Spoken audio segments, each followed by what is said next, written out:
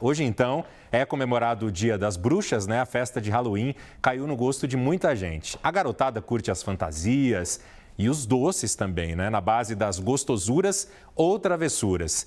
Em Campinas, a exemplo aí dos estádios que a Bruna já adiantou aqui pra gente, o público mais adulto também se diverte, só que com um passeio pelos pontos históricos da cidade e com um passado, olha, bem assustador. Num dia de céu azul, famílias passeando pela praça, um bando de gente com camisas sinistras se reúne com um objetivo diferente. É óbvio contar as histórias, avançar essas camadas mais escondidas da cidade para encontrar não só as histórias sobrenaturais, mas as conexões delas com as próprias histórias regulares da cidade.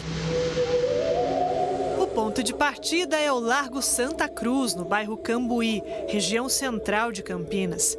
E sim, todos aqui esperam ouvir histórias de fantasmas. Opa, que susto, cara. E ninguém duvide que essas histórias conquistam a atenção. A minha irmã, ela já fez que foi no Cemitério da Saudade, e ela falou muito bem, ela comentou a respeito. E aí ela falou que ia ter essa caminhada e me chamou para participar e eu vim.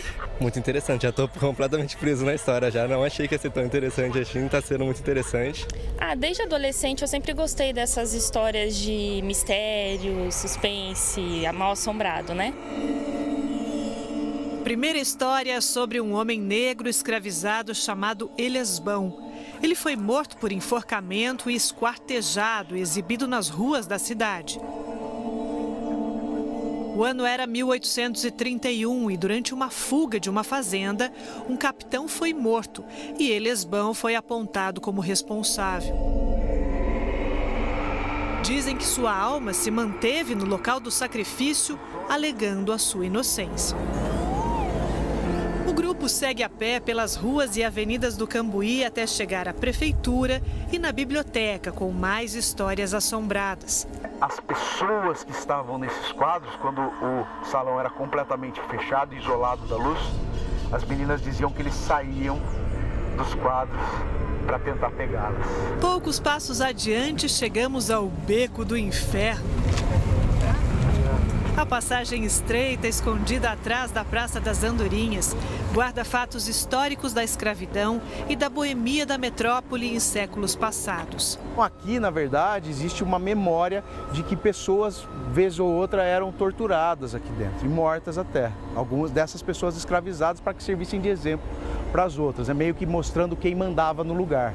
Mas ele ganhou o apelido de Beco do Inferno num segundo momento histórico, quando ele passou a ser utilizado para a boemia de Campinas.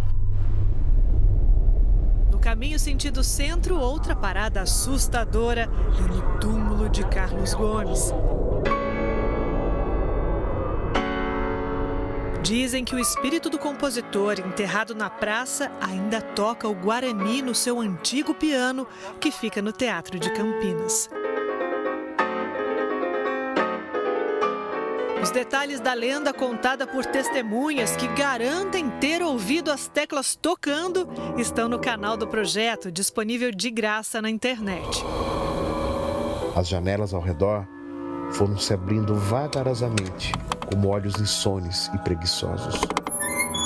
Temendo encontrar a fantasmagórica aparição, nem todas elas se abriam, pois sabiam que ainda aquilo não tinha acabado.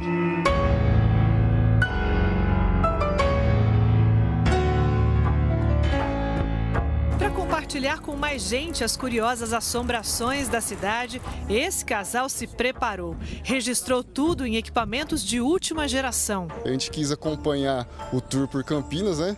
Que é uma forma de conhecer bastante a história de Campinas sobre um outro ponto de vista, né? Misturando o sobrenatural, né? Às vezes até imaginário, com histórias reais e pode te inserir muito mais a cultura, né, da nossa cidade. E tá te assombrando ou surpreendendo positivamente? Tá surpreendendo. Eu sou de Campinas e estou conhecendo lugares que eu nunca passei na vida. Ao contrário dele, não sou de Campinas, então é a primeira oportunidade de conhecer e ainda com essas histórias bem diferentes do que a gente costuma ver por aí, né? E compartilhar com todo mundo. Sim, com certeza. E ver as imagens depois.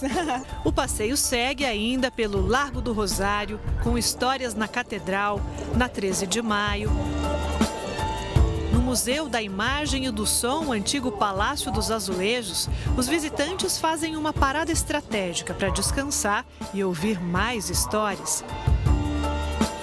E um dos locais preferidos dos turistas é o túnel da Vila Industrial. O passeio todo tem 6 quilômetros de caminhada e a gente vai parando. E esse aqui é um dos lugares mais misteriosos, justamente por ser um túnel, né? Sim. Que lugar que é esse? Esse túnel foi construído em 1918, depois de um manifesto que teve lá onde é hoje a João Jorge, que sai no viaduto Cury, e eles construíram esse túnel de pedestres, porque numa manifestação que teve lá, uma pessoa faleceu. E lá passava o trem, não existia ainda o viaduto Cury. Como ele ficava aberto e sem luz. Pela passagem estreita, dizem que ronda o espírito do velho do guarda-chuva. Num dia de tempestade, o túnel teria inundado e, ao tentar atravessar, um idoso perdeu a vida carregando a sua sombrinha. É um lugar bem meio que assustador, antes era mais escuro também, então as histórias do túnel para mim é mais interessante. É bem chocante, né? Você já tinha passado pelo túnel? Não, nunca. Tá assustada ou tá surpresa positivamente? Acho que eu tô surpresa. Ao fim do passeio, de uma manhã inteira conhecendo Campinas de um jeito diferente, a certeza de que basta vontade de observar para que os caminhos que cruzamos todos os dias ganhem um colorido diferente. Você anda sempre de carro de aplicativo, transporte público, mas a gente anda muito pouco a pé, então a gente tenta fazer tudo junto nessa experiência para que seja um bloco de interesses.